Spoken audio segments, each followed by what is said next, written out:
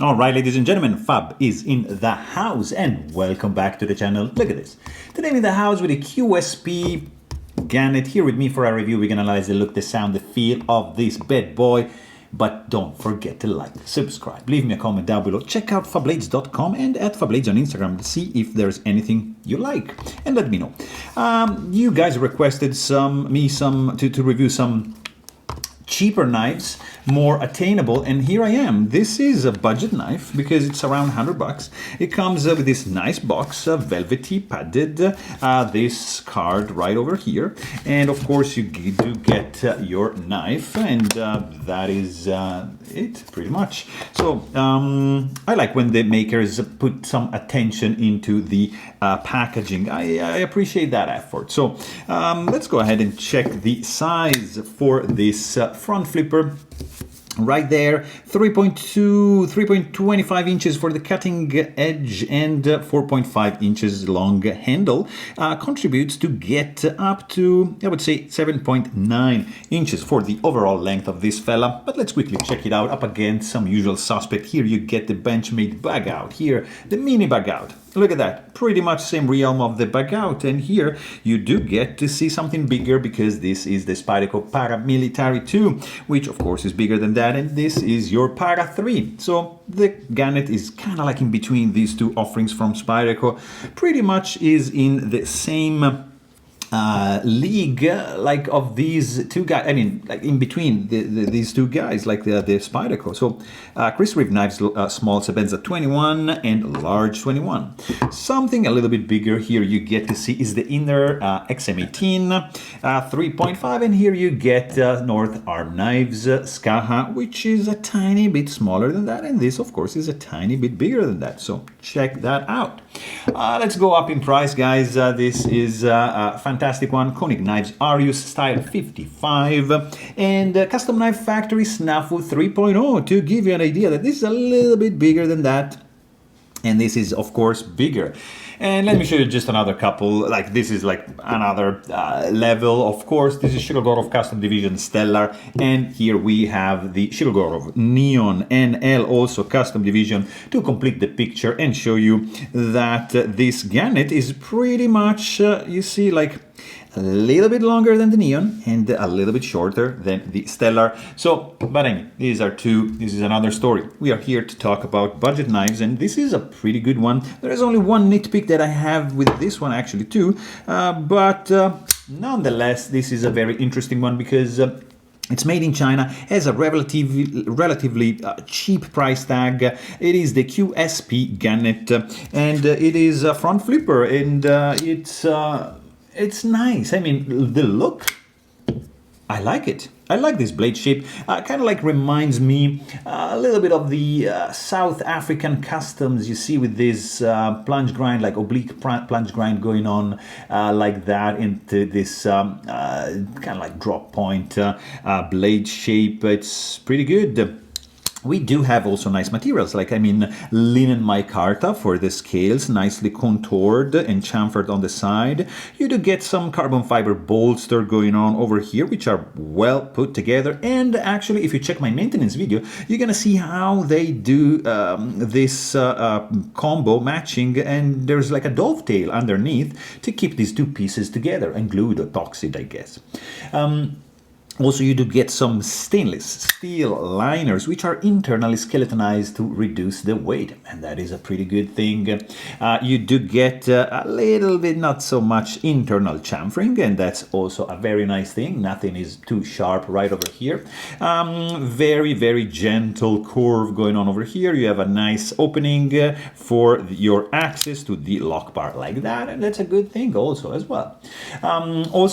Linen micarta back spacer is gonna complete the picture, and is actually well made. Is pretty flush. It's a little bit like lower height of the liner, but it's consistent. Maybe a little bit here. So I mean, not too bad. You do also have like a centered blade, and pretty safely recessed tip, so that's gonna be good to go. You do also have a very simple construction.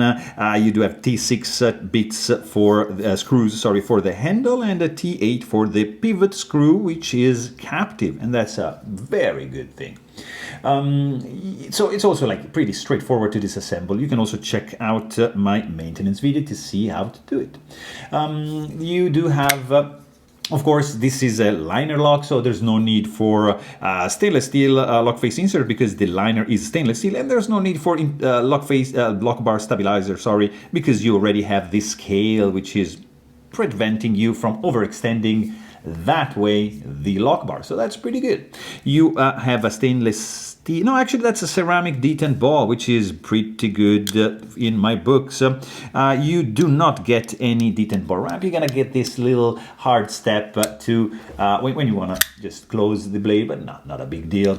Also, like pocket clip, it's not my favorite, but it's well working. You see, it's a little bit steep. The entrance ramp exiting is pretty good. You do get these screws which are protruding, as you can see right there, so they might get snagged into the fabric of your pants or whatever, so it's all right.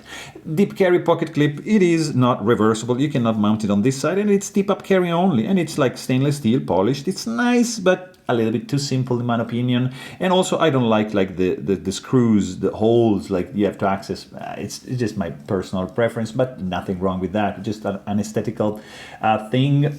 And then you do get actually a pretty cool blade design, probably my favorite part of this one. This is 154 cm steel.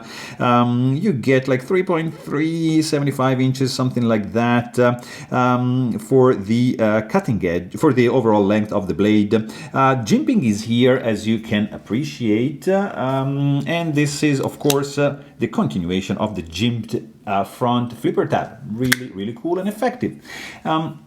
Also, you have a full flat grind. There is a little bit of chamfering going on over here, but ends from this point to the tip. There's nothing. You do have 30% belly, straight edge up to the sharpening choil, but you can see this is widening up at the heel of the blade, so that's not the best. But you also do have some chamfer over here and nicely jimped area for the lock bar disengagement. So also very nice.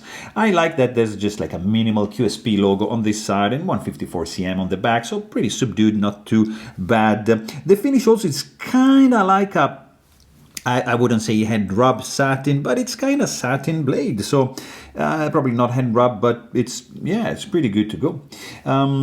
Also, what I like, I mean, is the thickness of this, thinness of this handle, of this blade, sorry, 0.11 inches. So if we measure like over here, it's going to be, look at that, 0.016. So it's going to be a cool slicer for sure. Also from the sound department, that's where my disappointment comes up, because, I mean, that's all right, nothing too crazy. But if you hear attentively, you see that? I don't know if you can appreciate that, but there's something rattling on the inside. Not when you shake it, but just, you see? You hear? That, I don't know, it's just me, but yeah,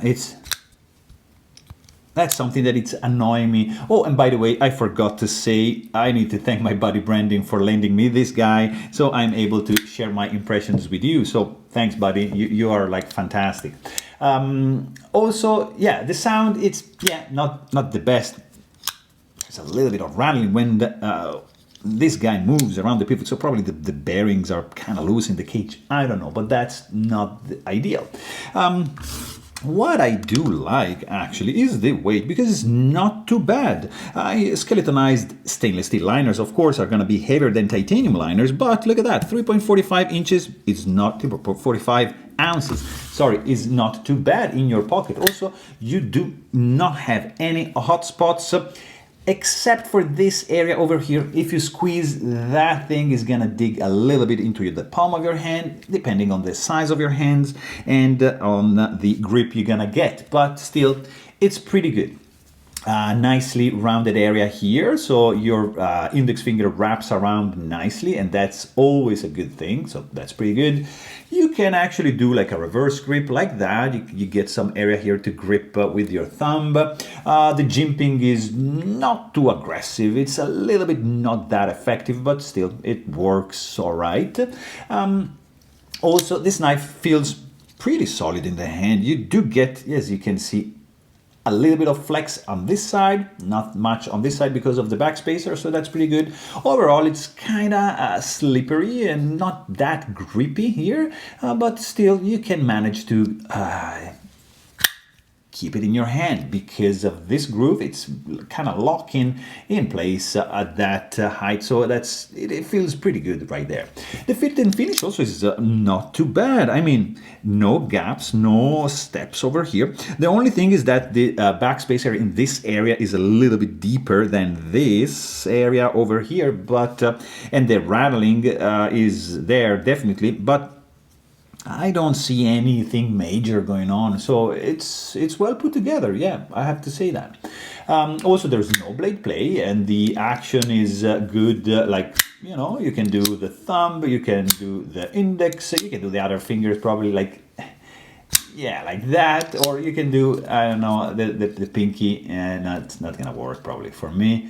Yeah, kind of, yeah, it works. So you can do 5-finger challenge for sure for this fella. It's running on bearings, of course, and it's quite fast. Like, deployment is quite fast. You disengage and the blade wants to drop shot, you pull it in the vertical position, and you have also the guillotine effect in a controlled way. So that is also a nice action, except for that noise.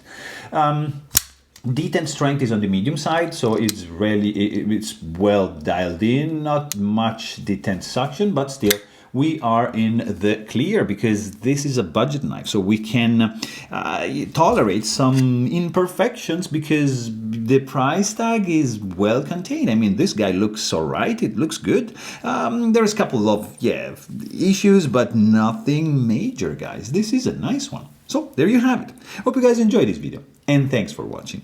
Stay tuned.